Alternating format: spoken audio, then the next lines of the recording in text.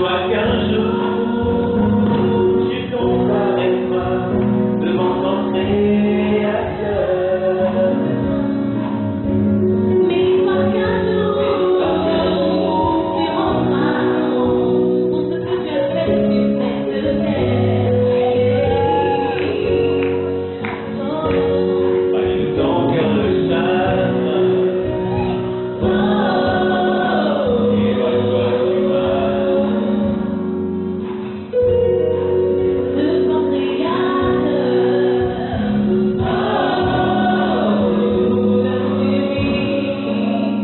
Est-ce qu'on se verra au paradis?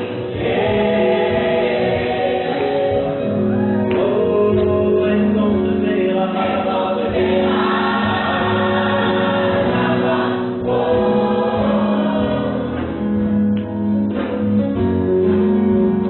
cherche la puissance, recherche la gloire, recherche le pouvoir pour que les hommes s'acclament. Mais que Dieu te dise sérieusement, qu'un jour tu partiras, ensuite à toi qui te perd. Un jour glorieux, un jour merveilleux, un jour glorieux, un jour merveilleux, où le Seigneur descendra avec son armée derrière lui, et moi je marcherai près de lui. Est-ce qu'on se verra?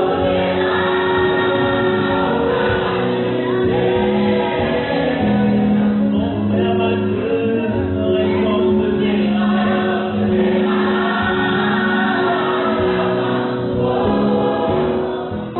Qui est comme toi sur toute la terre, amour et beauté la combat. Rien ne peut me satisfaire comme toi. Jésus, c'est l'amour qui t'arrive pas. Oh, ta présence est un bon papa.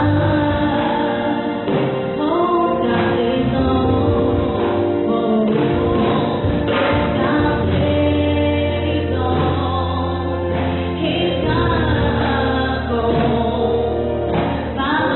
un bon papa.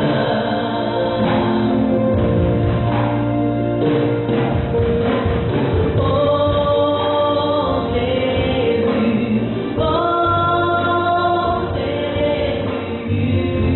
Jésus, ta présence est un bon papa. Oh Jésus,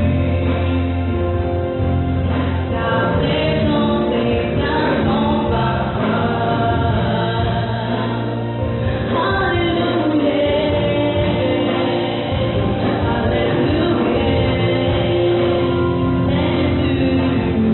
J'ai entendu la Bible ce matin à Luc chapitre 8, verset 1. Alléluia. Amen. Ok. La Bible dit, Jésus leur adressa une parabole pour montrer qu'il faut toujours prier et ne point se relâcher. Il dit, il y avait dans une ville un juge qui ne craignait point Dieu et qui n'avait d'égard pour personne. Si la vie t'appartient, il faut souligner cette partie. Alléluia. Il y avait aussi dans cette vie une veuve qui venait lui dire, fais-moi justice de ma partie adverse. Pendant longtemps, il refusa, mais ensuite il dit en lui-même, quoique je ne craigne point Dieu et que je n'ai d'égard pour personne, néanmoins, parce que cette veuve m'importune, je lui ferai justice, afin qu'elle ne vienne pas sans cesse me rompre la tête.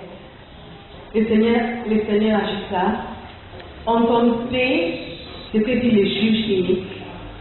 Et Dieu ne fera-t-il pas justice à ses élus qui crient à lui jour et nuit? Et tardera-t-il à leur égard? Alléluia. Amen. Est-ce que vous criez à Dieu? Ou vous criez vers les amis? Ça c'est différent. Alléluia. Le dernier verset, je vous le dis, il leur fera promptement justice. Mais quand le Fils de l'homme viendra, trouvera-t-il la foi sur la terre? Alléluia. Amen. Comme les personnes sont chrétiens ici dans la salle. Ok. Comme ils ne sont pas chrétiens. Tout le monde est chrétien. Ok. Alléluia. Et j'espère que les gens prient chaque jour. Certaines personnes ne prient jamais, même quand ils vont manger. Une fois qu'ils se servent la nourriture, ils commencent à manger. Ils ne bénissent pas le repas, ils ne remercient jamais Dieu. Une fois que le plat est là, même au restaurant, ils commencent à manger. Tu n'étais pas la personne qui a préparé la nourriture. Au lieu de prier sur la nourriture et de sanctifier là, tu commences à juste manger. Mais je suis sûre qu'à partir de ce que nous allons apprendre aujourd'hui, nous allons commencer à prier. Et ceux qui prient déjà, nous serons fortifiés à continuer à persévérer. Alléluia. Ce matin, j'aimerais partager avec vous les raisons pour lesquelles nous devons prier. Alléluia. Les raisons pour lesquelles nous devons prier. Amen. Demande à ton voisin, c'est la dernière fois que tu as prié.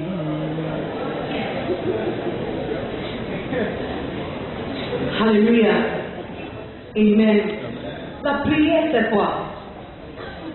C'est quoi la prière? Parler à Dieu. Qui a dit parler à Dieu? Ceux qui pensent que la prière, c'est parler à Dieu, levez vos mains. Ok, ceux qui ne pensent pas, tu vois les mains qui sont toujours en bas. Ceux qui ne savent pas que la prière, c'est parler à Dieu, de discuter avec Dieu, lever la main. Ok, j'ai un frère là-bas. Ok, donc pour toi, la prière, c'est quoi? C'est quoi la prière? Tu peux me dire après. Tu me le diras après. Ok. Alléluia. La prière, c'est communiquer avec Dieu. Alléluia. Entretenir avec Dieu, c'est correct? Amen. Mais j'aimerais vous poser la question avant de vous donner la première raison pour laquelle on doit prier. Qui ici a déjà vu Dieu?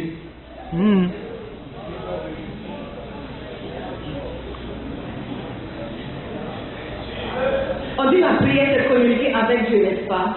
Et le verset, l'écriture qu'on vient de lire, la Bible nous dit quoi? Jésus demande à chacun de prier, n'est-ce pas? Il a dit, quand tu reviens sur la terre, quand le Fils de l'homme revient, est-ce qu'il trouvera les gens qui prient toujours? Les gens qui gardent la foi? La Bible dit, la veuve, elle est partie chez un juge qui était unique. Alléluia. Et elle a persisté. Elle a dit, non, fais-moi justice, fais-moi justice, fais-moi justice, fais-moi justice. Elle a dit, parce que les juges qui ne craignaient ni Dieu ni homme. Il a dit, cette dame, quand elle casser la tête, je dois faire ce qu'elle veut. Alléluia. Et puis Jésus a dit aussi dans les versets, il a dit, et Dieu ne fera-t-il pas justice à ses enfants qui crient à lui jour et nuit? Alléluia. Alors il y a même des choses à tirer. Ce n'est pas seulement dans la journée qu'il faut prier, ce n'est pas seulement le matin qu'il faut prier. On doit prier tous les jours et tout le temps. C'est pourquoi la Bible nous dit prier sans cesse. Alléluia. Et même ces personnes préfèrent de garder l'angoisse. Je lisais un de ces livres et il disait, il y a des gens qui viennent le voir, ils viennent demander des conseils, ils viennent chercher une solution, et puis il dit, qu'est-ce que la Bible dit dans un Pierre chapitre 5, verset 7? Ou bien, qu'est-ce que la Bible dit? Il essaie d'expliquer. Qu'est-ce que la Bible dit là-bas? et déchargez-vous sur lui de tout quelques de vos soucis. Gardez une partie du souci et donnez à Dieu l'autre partie. Non, non, non. C'est donc ma Bible sur ma tablette. C'est ça que la Bible dit. Gardez une partie du souci et donnez à Dieu l'autre partie. Tiens, je vais envoyer un message à elle et tu discutes la Bible. La Bible dit, déchargez-vous sur lui de tous vos soucis, car lui-même prend soin de vous. Alléluia. Alors ici, le pasteur dit aux gens qui viennent chercher les conseils, les conforts, il dit, c'est pas la peine de garder des soucis. Tu connais ni demain, ni le lendemain. Mais celui qui tient sa vie en ses mains, il sait ce qui va se passer dans 10 ans, dans 5 ans, dans 7 minutes. C'est pourquoi Dieu nous a donné la solution. Au lieu de toujours être en boîte, toujours troublés, ces personnes qui sont perpétuellement troublées. Alléluia. Il préfère de rester au lit et de réfléchir juste à ce qu'il commence à avoir le mot de tête. Ils pensent qu'ils connaissent la solution à leurs problèmes. Pourtant, la solution est sur l'écran. Alléluia. La Bible dit, tu ne peux pas régler la situation en question. Alors moi, je te donne la solution.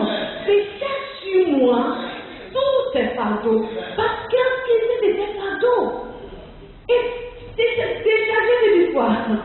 Tu prends un sac là-haut, vous allez dire ça, c'est là. Toujours, c'est que vous faites. Tu as les sacs là. Tu en as ça. Tu en as ça. Et c'est encore des sacs, donnez-moi.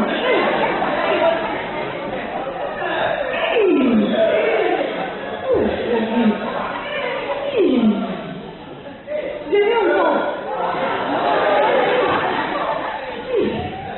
Merci.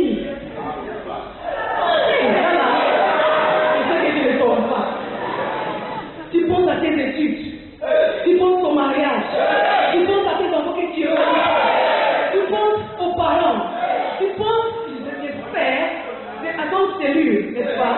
Tu penses quoi? Ce que tu vas porter demain, ce que tu vas manger. Bon, quels sont les soucis comme le respect qui ne va pas arriver? Le travail, est-ce que je veux le travail ou pas? Est-ce que mon bien-aimé, mon pays, est-ce qu'il reste fidèle ou qu'il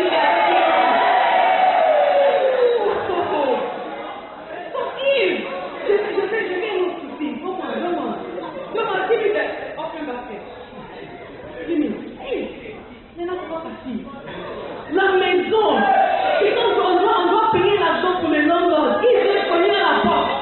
Il nous a donné une semaine de payer l'argent. Sinon, on va quitter la maison. Je suis même fatiguée. Et tu te promènes à Accra. Sous la chaleur d'Accra, ou bien sous la pluie d'Accra. Et tu te promènes, bien que tu es bien maquillé ce matin, bien que tu portes des chaussures bien cool ce matin, bien que tu portes, je ne sais pas quoi, les jeans bien cool ce matin, bien que tu t'es bien rasé ce matin, bien que tu, je ne sais pas quoi, tu portes ta montre ce matin, tu te promènes avec les soucis. Tu te promènes. Tu viens à Dieu, tu pries. Mais tu n'es pas trop sûr que tu es si capable de régler la situation. Alors tu viens, tu pries et tu répares la maison. Toujours avec les soucis. Tu es fatigué, tu as des maux de tête, tu n'arrives même pas à respirer. Et il y a une autre raison pour laquelle on doit prier, parce que la prière lie les activités démoniaques. Je ne sais pas comment décrire ça, je ne sais pas comment vous expliquer ça, je ne sais pas comment vous transmettre cette instruction. Éphésiens chapitre 6, verset 12. Ils ont des versets qu'on connaît. Mais nous n'agissons pas selon nous ne connaissons pas ce que la Bible dit. La Bible dit, car nous n'avons pas à lutter contre la chair et le sang, mais contre les dominations, Et il y a plusieurs moments que j'ai essayé de vous montrer domination de quoi. Monsieur, what you're saying? Bigombe, Bitcamp. Avec frère, please. Vous voyez les hommes des blancs, c'est comme plus grand. Domination veut dire quelque chose, essaye de te dominer. Donc tu essayes de te lever, je ne sais pas comment, de te lever comme ça, et puis l'esprit qui domine, il te pousse. Et c'est de try and come upon a cushion, so try and come. No, but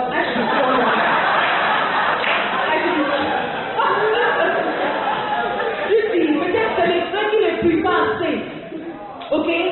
So, l'esprit essaie de te dominer. Ok, comme tu ne peux pas assez, je te pousse, tu descends. So, l'esprit te domine. Tu essaies, tu n'arrives pas, tu